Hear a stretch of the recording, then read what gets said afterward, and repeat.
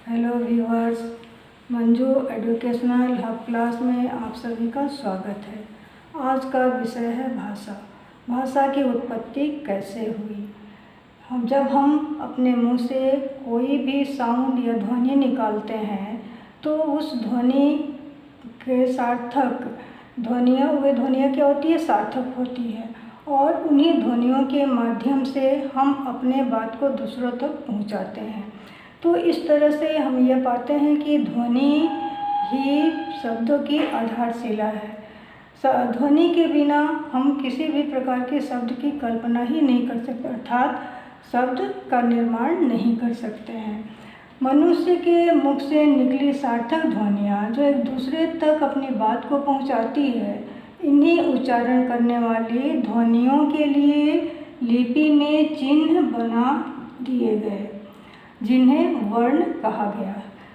तो वर्ण के मेल से शब्द बनता है, और ये वर्ण कैसे बनता है, जो हमारे मुख से जो ध्वनि निकलती है वो उस ध्वनि के वर्ण के रूप में या चिन्ह के रूप में अंकित किया गया, और उस वर्ण के मेल से शब्द बना, शब्द के मेल से वाक्य बना, और जब वाक्य का निर्माण हो गया तब हम सभी लोग अपने विचारों को, अपनी भावनाओं को एक दूसरे के बीच आदान प्रदान की प्रक्रिया को आगे बढ़ाए। तो इस तरह से भाषा शब्दों के मेल से वाक्य जो बनता है, उस वाक्य के द्वारा हम अपने विचारों को जो आदान प्रदान करते हैं वही हमारी भाषा बन जाती है।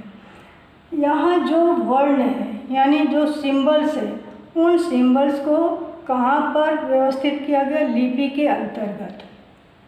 तो चिन्हों की व्यवस्था को ही क्या कहा गया, लिपि कहा गया। लिपि में जब इन चिन्हों को व्यवस्थित कर दिया गया तब हमें लिखित रूप भी प्राप्त हुआ। तो इस तरह से भाषा के दो रूप हैं, एक लिखित रूप है और दूसरा मौखिक रूप। मौखिक रूप जो है भाषा का वह मूल रूप है।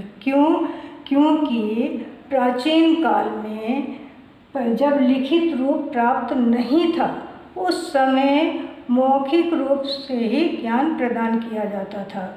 हमारा जो वेद है, सबसे पुराना वेद ऋग्वेद है, उस ऋग्वेद में जो भी श्लोक है वो सारे मौखिक ही हैं।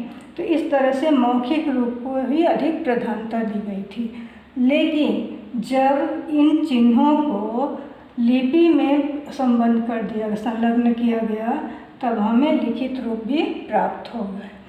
अब इस तरह से हम लोग लिखित और मौखिक दोनों रूपों में हम लोग भाषा का प्रयोग करते हैं। इस वीडियो को लाइक, शेयर और सब्सक्राइब करना ना भूलें।